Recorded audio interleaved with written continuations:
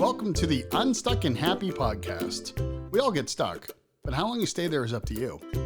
I'm your host, John Polish, founder of the Unstuck Happiness Conference. And this is the show where we interview people who've overcome tremendous adversity and have emerged as leaders. So if you need a little inspiration and hope in your day, get ready, because here comes another great Unstuck story.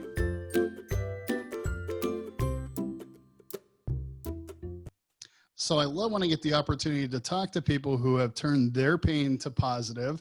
And we have with us today, Denise Jackson Marshall. Yes. Got that right? You did. And Denise does something very interesting. It is trauma recovery Reiki. Yes, Reiki. Tell us about that. Okay. So trauma recovery Reiki actually is energy work. For those people who don't know what it is, it's actually gaining a lot of popularity right now. But trauma recovery Reiki is actually working with somebody energetically and helping them shift their thoughts and their behaviors into something positive. So in trauma recovery Reiki, what I do is I do an assessment. I need to check in and I see, how are we doing? How is my client doing emotionally? What's going on emotionally? And then what's going on physically? Because when I can talk and a lot comes out in the session, I tell them right away, the session is confidential. It is between just the two of us. And I like to say, and God, because it really is, it's just locked and sealed. I have to take that oath when I'm doing trauma recovery Reiki, because when you do that, people really feel comfortable and they will share their deepest, darkest thoughts and hurt. So once I assess my client, then I go ahead and I lay them on the table. They lay on, it's like a massage table. They lay on the table, and I use sound therapy. So I get the sound therapy queued up. And when I'm working with them, we create, so like if someone's coming in, they're really hurting. So I do a lot of 1 October survivors. So I'll do that as an example.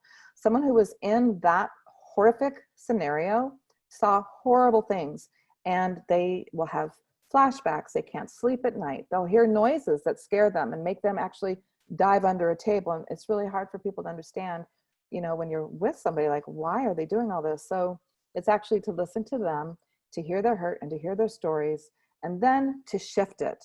So the idea is, if someone's like fearful, or they're not sleeping at night, or they're just having a hard time communicating, then we actually shift it with positive I am statements. And we'll say together, and I have them created as well, I am healthy, I am safe, I am healed, whole and complete. I have a peaceful, calm heart. And I actually train them, I don't like that word, I actually help teach them different self-regulation techniques to help them calm down when a trigger does come up. And so that's what trauma recovery Reiki is. It's actually helping people develop a skill set so that when triggers come up, or if they're having a hard time, they're in a difficult moment, then I can support them with feeling better on the inside. Does that make sense? Yeah, so it sounds to me like it's a lot more conversational than I thought. I was under the understanding it was more about the physical. That's why my Reiki's different. That's because here's my thing. So I've experienced a lot of Reiki, and I've always been called to work in the medical first responder community. And for a little bit there, I was working with a psych hospital and with trauma-informed therapists. And it's crazy. First, you need to know I'm a big energy believer, and I'm a big believer in signs. And whenever I get a nudge, when I get this thought in my head, I know it's there for a reason. And I was working at the psych hospital, and the director of outpatient services and the social director, they were talking about Reiki. Hey, we want to bring in a different modality. Does anybody know anything about Reiki? And I said, well, yeah, as a matter of fact, I do. I'm a Reiki master practitioner and a teacher. And I have everything with me in my car. I just did a remote Reiki session, brought it in, and they were so affected by it in a positive way. They said, we would love to have this with our patients. So I created a program called The Next Step Trauma Recovery in Outpatient Services. And what we did is they went through the therapy in the groups, which is so important, right? Because they need to talk it out in a very confidential setting. And then I came in and I helped with trauma recovery Reiki.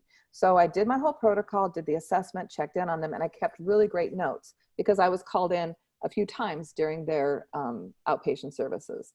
And I was blessed to work with a first responder and a person who was actually in the shooting, 1 October shooting, and survived. And when I was able to help them with the sound therapy and the trauma recovery Reiki, it is so important that you have them talk it out, because you need to know exactly what you're working with. And then you can actually cauterize that wound, right? That's when the healing begins. So, so during all of this scenario, they had really good positive results. And I thought, you know what, I'm onto something. And so my Reiki, and I've been blessed to now be working with a lot of first responders, fire department, police department, people in the coroner's office, even therapists, even people who work in trauma settings like psych hospitals and therapists. They come to me because they get secondary trauma. Sometimes they get secondary trauma when they hear other people's trauma. And so for me, I love what I do, because I'm actually able to help them shift and self-regulate and just spark them up, just help them feel better.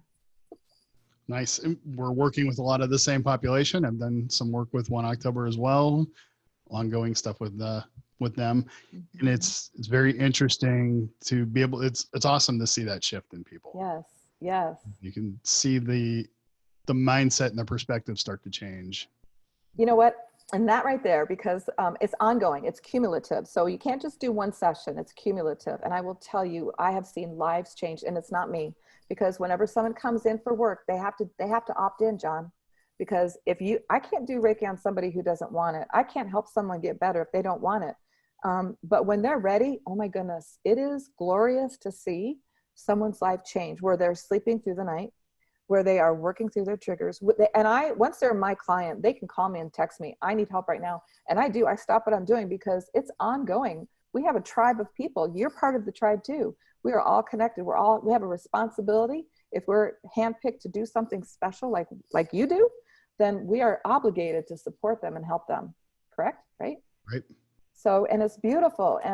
But the important thing for us is not to get into too much overwhelm, or when our own lives go upside down, to know how to reboot ourselves, right? Absolutely. Oh yeah. You would be surprised how many times I've read my own book because I needed it. Yeah. It's true. It's true. So with Reiki, again, making that connection between the emotional and the physical, because it is meant to be more about the physical, from what I understand, right? How the emotions affect the physical. Is that? Oh yeah, whatever's going on emotionally, holy cow, is going to make disease. Right. So a lot of first responders, they face trauma. What's the first thing they do? They have to push through it, because they're trained, right? Push through it. And then what are they doing? They're pushing through it. They're actually pushing all this trauma, they're pushing it down. So usually what happens is I'm working a lot in the solar plexus area, because I'm actually cleaning out that area and just putting new energy into it. And I can feel it when I'm scanning the body. If I feel a spot that's really warm, that's like, okay, this spot, there's a blockage here. I know it sounds crazy, but I'm telling you it's the truth. Reiki, let's keep it real simple. You know, when a kid falls down and you go, oh my gosh, come here, and you hold them, and you just automatically go and you rub their knee, like, you're going to be okay. And you put your hand on their knee, and it's going to be okay. That's love. That's Reiki. Reiki is just, everybody can do it. You just have to be trained on it, so that you can actually do it at a higher level of healing. Yeah. I definitely agree with that. I talk about what I refer to as functional depression. So after I lost my daughter back in 2009, I kind of got in this routine where I had to keep my mind busy. So I started running every day. And first of all, I have nerve damage and a bad leg from a car accident. So I probably shouldn't have been running to begin with. But I didn't really change my eating patterns at all. And suddenly I'm working out every day. And before I know it, I had gained 50 pounds. And I didn't think I was depressed at all. I thought, okay, I'm fine. I'm getting right back to work, right back to what I called normal. I was running, working out, nothing had changed. And I gained all this weight. And now looking back, I can see that's why I call it a functional depression. It's like a functional alcoholic. I thought I was fine, but my body was telling me I wasn't. Yeah. And that cortisol is a nasty hormone. It's great for when we need it, right? But that's a lot of cortisol dumping down on you. And Yeah. then sometimes the body will do that. We'll gain the weight to protect ourselves, even sometimes, especially for women who are sexually abused or sexually assaulted. They're going to gain the weight because it's a protection for them. Yeah. Yeah. And after that's happened, it's, it cycles several times since where I've lost and regained it. But I can tell that it's definitely a stress thing more than anything else. Yeah. And that actually happened to me at my lowest point, which we'll get into. So I love that you share that because it's real. Like, Yeah. it's real. I kind of wish it was like trauma weight loss classes or something because it's a real thing. Yeah. But I do think that treating it in that way probably helps to relieve some of that pressure and move on. And some of the things to do, which this is why holistic therapies are so important, because when we can pause and we can be present and we're not thinking so much about what we've been through, we're not thinking about the past, what it's looking like, we stay present. And that deep breathing through the nose, holding the breath for 4 seconds and then breathing out through the nose. And I'm talking a deep breath, and you do it 4 times, actually self-regulates the body. It helps the body to calm down. It helps all these great hormones to just download. And that's when we can start doing that, we are actually, we're setting the pace and we're beginning the healing when we can just do even that. You don't even have to pay money for that. That's free. Right. So how did you get here? What made you want to work in trauma? So my story is very interesting. So I'm just going to go there. So I'm intuitive, and meaning, and everybody's intuitive. I really believe that, but I call them God's messages. I get these nudges, right? And I have to say that because the story will make sense. I was going through a divorce. I had 3 little kids. My dad was dying at the exact same time. So I was going from these huge emotions of anger and hate and feeling rejected. And also on top of it, the man who I love the most is dying, and he only had months to live. And my biggest fan, like, we're both entrepreneurs. We were threaded together so strong. And I would be angry, and I remember driving and my knuckles would be so white because I was so angry. And then I'm like, what am I doing? I actually stopped and I said, what am I doing? This is not good for me. And so at that moment, and I need to say the weight thing. So, and I was always physical, right? So I was never really ever skinny, but all of a sudden I was seeing myself going through In-N-Out, if I'm allowed to say. I'm going through hamburger places and ordering the vanilla shake and a hamburger. I'm like, and I didn't even care. I was like, I didn't even care. I went up to a size 18, and that is not Denise, 18, because I wanted to die. And I didn't realize I was doing that, right? So my dad dies, the divorce goes through, and I just saw black. I was so depressed. I didn't know what depression was because no one shared it with me. I did not know. I mean, it was so dark, and I was so sad. And my kids, I sent them to school, and I said, you know what? I can't. I'm just going to take all these pills. I lined up all the pills. I was going to take my own life. I thought this will be a solution because it's just, I can't. I just can't anymore. Like, why? Why am I even trying to live anymore? I just can't. And this is a true story. And exactly at that moment, my sister calls and she says, what the heck are you doing? Are you effing kidding me? You are going to take your own life. You're going to give your ex-husband the benefit of knowing that he got to you. He is not your soulmate. Your children are your soulmate. How are they going to feel when they come home from school and they find you? You are their happy. Why are you going to take away their happy? And she's going on and on. And this is and I still can hear her saying all this. And I'm like, how did she know? What's going on? It snapped me into reality when she started saying that my kid's coming home. God, I never thought about that part. I never thought about that part. And I'm so grateful that she did that at that moment, because otherwise we would not be having this conversation. We would not be having this conversation. And she slammed the phone down. And I was so shooken and crying. I'm like, I swear to you, God, right now, and I got on my knees, I said, I will do whatever it takes to help people. If they're ever depressed, if they're having suicidal thoughts, use me to help people. And boy, he's decided to really use me a lot, because I am a big suicide advocate and a big suicide prevention person. And I mean that, because there is hope. There is light at the other end of the tunnel. When we take our own life, we're taking away from the ones that we love, from the world, because everyone has gifts to bring. And we need people in our life to help us, right? To help with their gifts, whatever their gifts are, to help make the world a better place. So So Right. that's my story. Isn't that crazy? Yeah. So we see this a lot in the movies where you have that pivotal moment, but and then everything is great. I assume it wasn't an instant, everything is great. No, no, because then, well, I started going to church more. I'll be open and honest. And, um, but it was different because everything was like the windshield wiper had cleaned off the lens. I'm like, I'm seeing things clear. And all of a sudden it's like, okay, what am I going to do now? I have to make some quick money. I have to support myself and my 3 beautiful children. And keep, my goal was to keep the same life that they had before the divorce, because why should they go through trauma and upset, just because we're having troubles getting along? So that was always my mindset, my goal for my family. And it was a struggle. Look, I saved money in a bucket, and I still have it over here. I remember going to the grocery store, and I'm like, whatever comes out, that's our grocery money for right now, because we were still negotiating. Divorce is never friendly at the beginning. But I will say that even that was an awakening. That struggle, the divorce, my son was with me. I'm being so open and honest now. It's okay. I'm sharing this story. But my ex-husband was, we were fighting all the time. I'm like, I can't anymore. So I went to the grocery store and I bought a bottle of wine and I bought some French bread. And when I went to pick up my kids, he opened the door, and his beautiful new wife was there. And I said, I can't. I said, here, you guys, I called peace offering. Here's some wine. Here's some bread. There's no more anger. There's no more any of this, because it's hurting us, but most of all, it's hurting our kids. And when I went back to the car, my son was watching and he goes, I can't believe you just did that. I'm like, I didn't realize he was watching, right? So I was not prepared. I'm like, I had to, Patrick. I had to, because we need to keep moving. We need to move forward. Like, this being stuck is not okay, because we're missing out on some beautiful moments.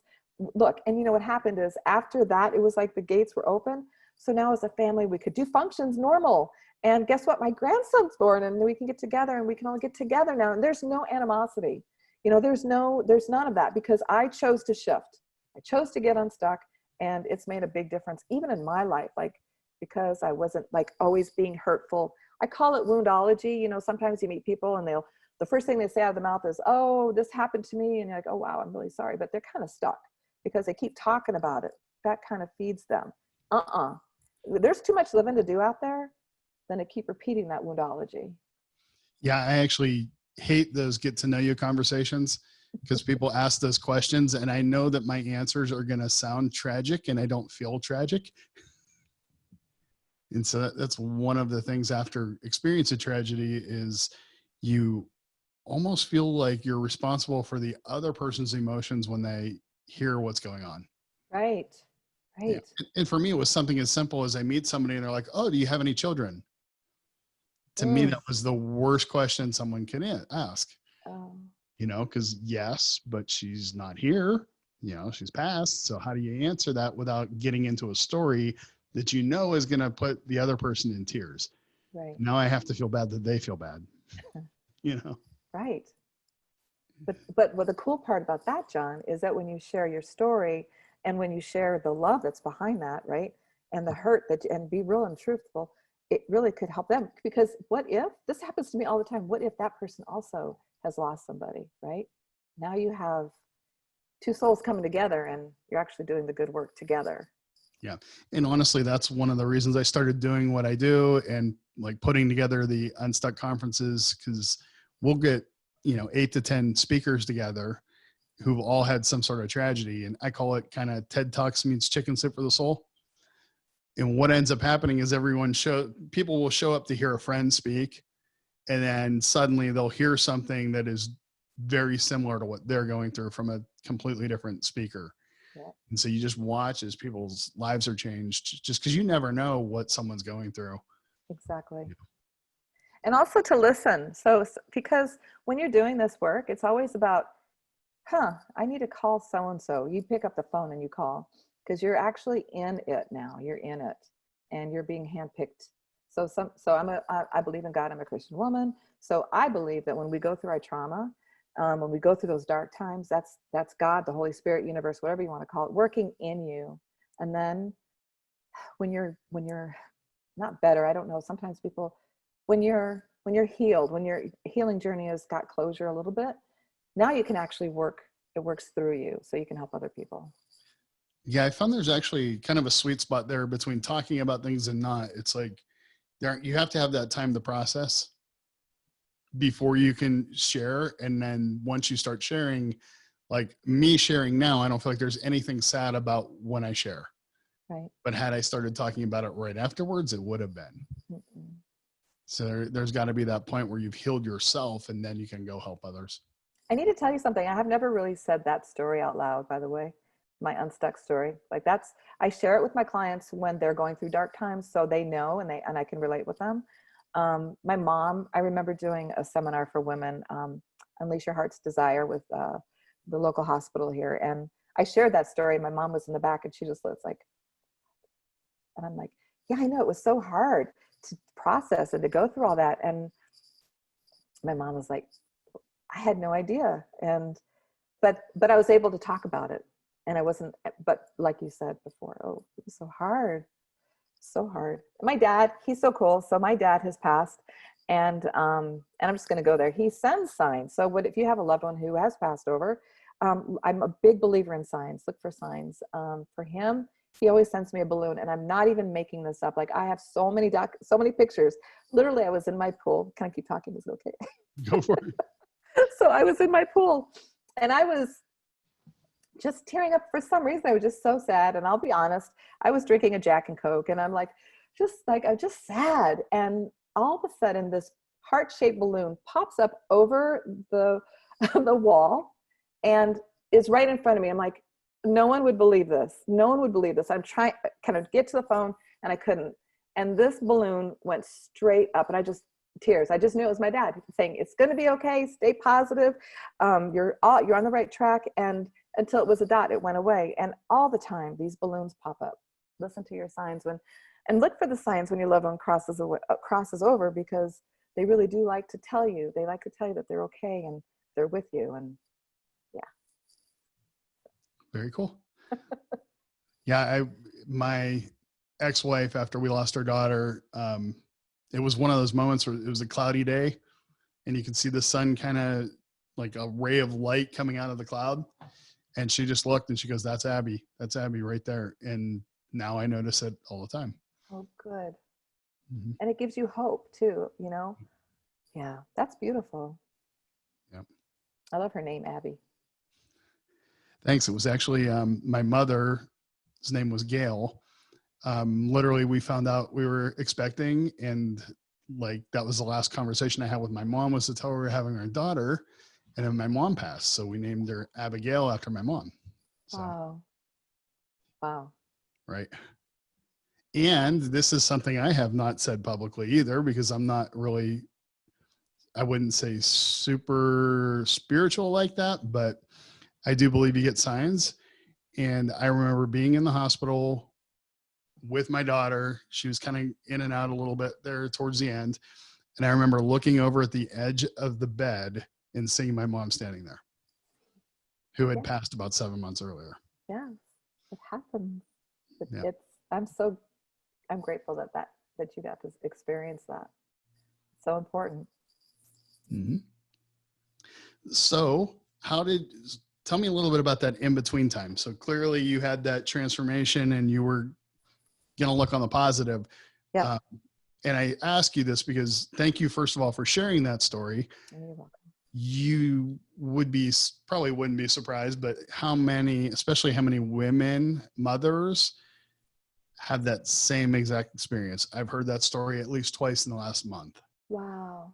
Of mothers who were ready to probably take their own lives, but then thought, okay, I can't do that to the kids, or for whatever reason didn't.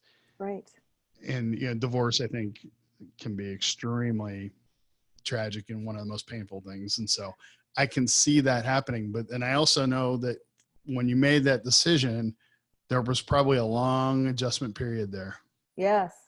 And what I did is actually threw myself. So I love studying and learning. So I can't even say I didn't seek it out. It came to me. So I started having random friendships with people, and they would say, hey, I do this self-development work. Would you like to come? I'm like, sure.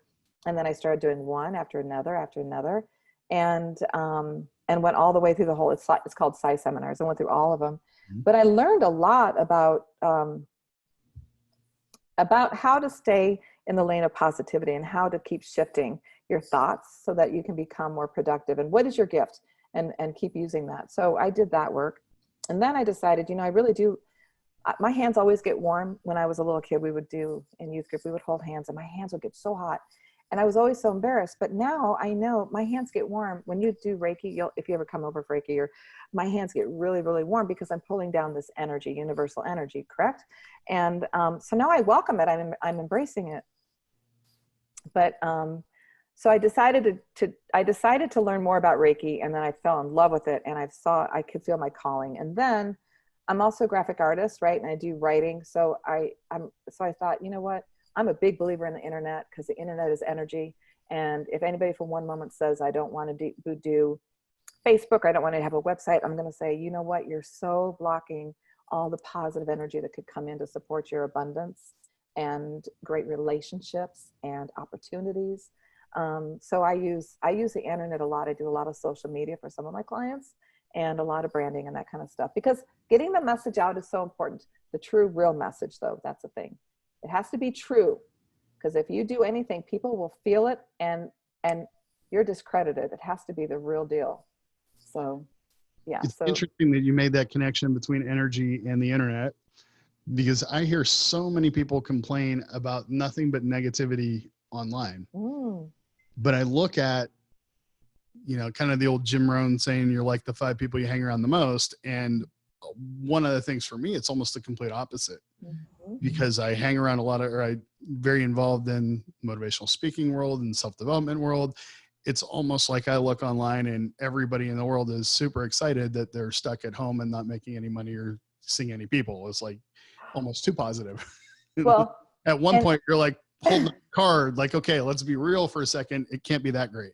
Well, here's the thing. I'm telling everybody, if you're not doing something on the internet right now, you are missing a huge moment, because everybody's on the internet. So If you're not putting out what your goals are, what you want to do to help people and change, and you're missing this really sweet opportunity to actually promote yourself. Also, I'm a big advocate on my own Facebook. I don't get into politics. I don't get into different belief systems like that, because here's the truth. The truth of the matter is, if we start fighting on the internet, you know how people can get sucked into it so easy right now because there's so much going on. If you get sucked into it and you start anger and da-da-da-da-da, is anger low vibration or is it high vibration? It's high. No, anger is low vibration, because high vibration, and my fault, high vibration is love, peace, right? High vibration. Low vibration is anger, hate, jealousy, worry, is all of those are, and when the body is in that state of a low vibration, what happens is your immune system drops. And guess what happens? Now you're accessible to getting sick. And that's when disease comes in. So it is so important, especially right now, the biggest lesson in all of this that we're going through right now, is we're all in it together, is stay in the lane. And really, if you're overwhelmed with the news, please turn off the TV and go outside and put your feet on the ground, literally on the ground, and get some grounding. Take off your shoes and just soak in that good energy, or go in the sunshine. First of all, we all need vitamin D to keep our immune system up, but it lights you up. Like, get outside and do something. Go for a walk. Because honestly, it's so easy right now to get sucked into all the bantering and all that. And it's not good for us. It's not. Right. And what I would tell people is that all the social media channels have algorithms. And so whatever you post and share is not seen by everybody. It's seen by a small percentage of people. And it's people that you usually interact with. So if you're telling me that Facebook is too negative and social media is too negative, that's because that's who you're interacting with. And if you want to change it, it's not Facebook's fault. Find the positive stuff and start liking and commenting on that, and you'll start seeing more of similar feeds. Exactly. So you'll start getting more of what you want out of social media just by engaging with the more positive stuff. When you engage with the negative stuff and you get involved in those arguments and comments, Facebook's going to feed you more of it. So it's very much like social media Reiki, I guess. It's giving you the energy you're asking for. Yes. And we need that. Everything. Oh, it's so crazy. So can I share something really quick? This is so cool. So, when the brain sees something that's beautiful, it actually downloads a hormone. Or when the brain hears something beautiful or feels something beautiful, this hormone comes down, melatonin, oxytocin, all these yummy hormones are downloaded into the body. And guess what? It goes into the bloodstream. And guess what? The hormone then goes into the muscles and the tissue. And it gets down to the cellular level when you're positive, when you see positive, when you are positive, when you be positive. And now, what does the cellular level get down to? Even it gets down to energy. So you're creating an energy field around you. I know it sounds crazy, but guys, I'm telling you it's the truth. Like everything that you feel, it is going to affect you. And here's the truth. You've heard the saying that energy will walk into the room before you do. Like you're going to a meeting, your energy walks in the room before you do. Have you ever been in a room and someone walks in and you go, oh my God, they are so mad. And you're like, you could feel it. Dogs can feel it, right? Babies can feel it. Small children can feel it. So if they can feel it, it's real. So when you're going to go talk to someone and you have to have a courageous conversation with them, really be really present. And before you go have that conversation, really say to yourself, okay, hold up. I want my truth to come out. I don't want to hurt this person. And I'm coming from a place of love. And then when you put that mindset and then you go into the room and you're with them, watch how open the conversation is and how it's really grounded and it's not all, bad. It's more calm and you have harmony. Like it works. I'm telling you, it works. So there's probably a lot of people listening that don't believe this at all. Don't really understand the whole energy thing. I would say that if you can be aware of your energy and you know how to control it and flip it, there's something really amazing, powerful there. And I'll give you an example. When I go and do corporate trainings, I'll have a sign-in sheet and people are coming and signing in and checking in. When they're signing in and checking in, my energy's low. It's just, hi, how are you? What's your name? Sign in, sit down. And I've had people come up to me afterwards and say, oh my God, when I was signing in, I thought this was going to be horrible. Because what they don't realize is that as they're signing in, I'm processing things and I actually open up the seminar by introducing everyone in the room. And I've gotten up to 70 people 3 times. So really I'm learning the names of all 70 people as they're walking past me, but they're feeding on that energy, which is really my concentration. And then when they see me actually go through and introduce the names, completely flips the energy and changes everything from that moment on. So it's just pretty cool when you actually see it play out. Yeah. Yeah. I want to come to one of your seminars. I really like how you are. You have really good energy. I'd really like to, I really do want to come and attend one of your groups because I have to say out loud, I've referred some people who've been in 1 October shootings and I've referred people who I care about deeply to come to your work and they come back saying that they were very, very happy with what they learned from you. So thank you for taking care of my people. Well, I appreciate that very much. We are in the process of trying to figure out how to do another one of those retreats in California for victims there. Nice. Probably more work here. We're talking about working with some of the first responders here. Please. And can I help you? Please. Yeah, like we can. And my thought is that, probably to bring you in and maybe do some of your even explaining the Reiki work would be helpful. Even self-regulation and why it's so important. It's for stress management. And you know what? So we are both people connectors. So we know a lot of people. And so when I see someone at these events, the reason I like to be there is if something comes up, I could say, oh my gosh, I know exactly who you probably could benefit from talking to, who might help you and help you with this healing journey you're on. My thing is I don't want to get too, Reiki has been like tree loving, tie-dye, and please forgive me when I say that if anybody's listening who does Reiki, but I really wanted it to be really taken seriously. Like this is the real deal. Like there is no fluff about it. There's been so many studies done how it actually helps with chemotherapy. Look, even what's his name? Dr. Oz, his wife is a Reiki master. Do you know that? And do you know that she does Reiki on patients before and after surgeries and it helps calm them down? Yes. I have heard of people doing that before. Yeah. And, I'm definitely not I'm a skeptic. I'm not into the woo-woo stuff too much, but I have learned a lot through years of, studying and therapies and things like that. Like I mentioned, doing EMDR work and, stuff that 10 years ago I would never dreamt of. Mm-hmm. But now I think the more that we can do that helps us understand ourselves, the better off we're going to be.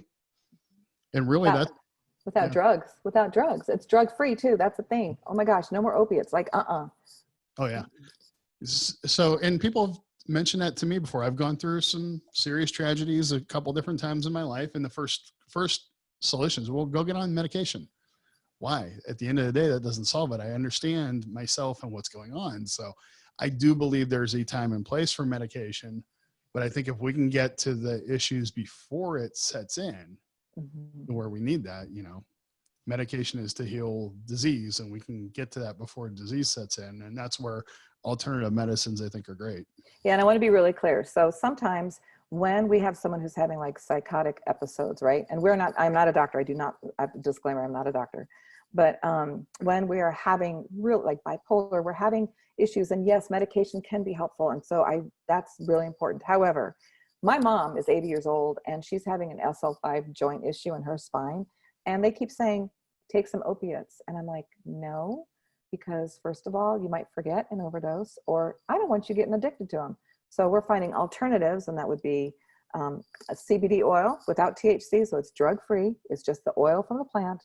Really, really helps with pain relief. And so I'm actually a distributor for that, but I don't want to get into that. I'm going to keep it real with, like, this is just messaging, but there's alternatives that are healthy, and you don't have to do the opiate. I've seen too many in this industry. I've seen too many people die. I've heard too many stories. So that's kind of a pet peeve of mine.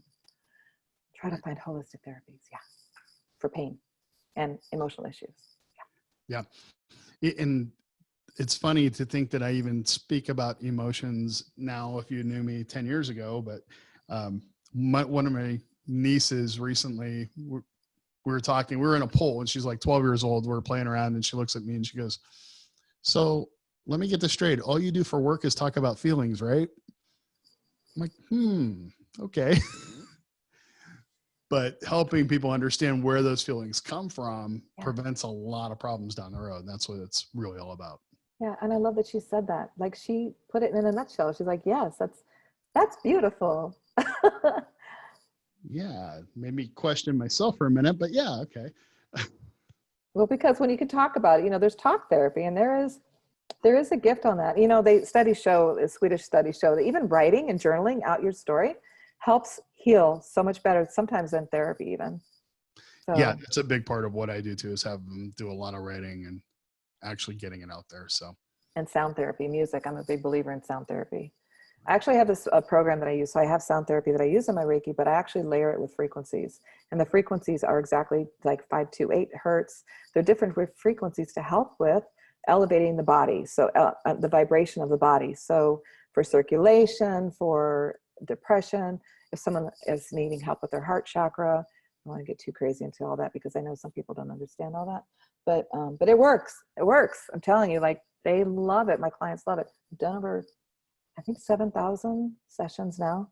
And when I say that, it's only because they keep coming back and they keep sending people, and I never advertise. And I'll tell you why, because the experience is always so real, and it helps the inner spirit. And that's my goal. Yeah. So who's an ideal person for you to help? Oh gosh. So, trauma comes in many forms. So if we have someone who has their hand cut off, there's some trauma. What happened at that moment? So do they need help with that? Right. Anybody who's going through emotional or physical trauma. So, anybody, especially my calling, anybody who's gone through 1 October and you need support. I actually give discounted prices for first responders, teachers, and 1 October survivors, because they have teachers, they go through so much, they don't get paid enough. I was a high school teacher for 17 years before. Oh, it's my heart. It just goes to you guys. And anybody who's going through trauma, anybody who has been through something that is horrific and you just need help going through it, PTSD, women who've been assaulted. I actually help children. I don't know if you know this, but this is my other thing. child suicide is very high in our city, and a lot of people don't know that. So anything I can do to help with children, I find I love helping the 12 to 18-year-old group, because they have so much going on. Like back then when we were young in that age, we didn't have to deal with all this stuff. Social media and all that phone gives them access to so much so quick. And the world is really hypersensitive, and there's just so much going on from all angles. And they have a lot of questions and a lot of concerns. And guess what? They're getting depressed and they're having suicidal thoughts. So anytime I could sit down and they know that they can tell me anything, because I'm not going to tell their mom and their dad. Now, here's the thing. I will if there's abuse going on, of course.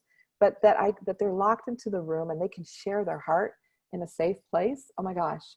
I love helping those kids, and then also helping them making good decisions now is so important, because if you want to be a police officer, if you want to be a doctor, or whatever you want to do something, your choices you're making now are going to affect that. And you have to be really mindful about those choices that you make. And so I could go on and on. I love helping people. Another thing is we just don't have the outlets to deal with our emotions that we had in the past. And so people really don't understand it. That's a lot of the work that I do, even in corporate training, trying to explain to, an old school type manager why they have to be aware of feelings and emotions all of a sudden. Right. And that's what happened is when circling back to when I got unstuck, is I didn't know there were resources out there. Are you kidding me? If I would have known, I never would have gotten to that moment. Right. And so talking about it, and that's what I love now. We have changed so much 10 years from then to what it is now. Like people are always saying, get help. And because I just have to say this. So if anybody is having suicidal thoughts, I have to say this, John. The National Suicide Prevention Lifeline is 1-800-273-8255. Just want to get that out there. There's awesome. Help. And if people want to find you, how do they find you? Wow. So you can find me on, I have a Facebook page. It's called Trauma Recovery Reiki, and Reiki is REIKI. And that's right now is the main place to get me. I'm trying to think of what other, I have an Instagram. I've never really given that part out yet. And it's Trauma Recovery Reiki on Instagram as well. And yeah, or you can contact John and he can connect you with me. I'll give you my email address. How about that? Denise.marshall@me.com. Yeah. Awesome. And I feel like we can go on forever, but what is one final piece of advice you can give to somebody who's feeling stuck today? Okay. This is so cool. So if you can see it in your mind's eye, you can hold it in the palm of your hand. And that is the truth. So if you can see it, you can be it. And don't ever, if you feel stuck, just know that this is really important. There's always hope. There's always options. There's always opportunities. So my thing would be lean in and say, oh, you have to lean into yourself like, oh crap, I really am in a dark place. So leaning in and then reach out and get the help you need, because there's so many resources. And if you need help finding a resource, contact me and I can help you, or look around you. The city has so many resources to help with depression, anxiety, suicidal thoughts. You're not alone. You're not alone. Awesome. Well, thank you very much, Denise, and catch us again next week with another great Unstuck story. Thanks, John. Make sure you head over to unstuckandhappy.com, where you'll find the video version of all of our podcasts, as well as information about upcoming Unstuck Happiness conferences and moving beyond personal development retreats. Those are amazing. Make sure you join us again next week for another great Unstuck story. And in the meantime, keep living unstuck and happy.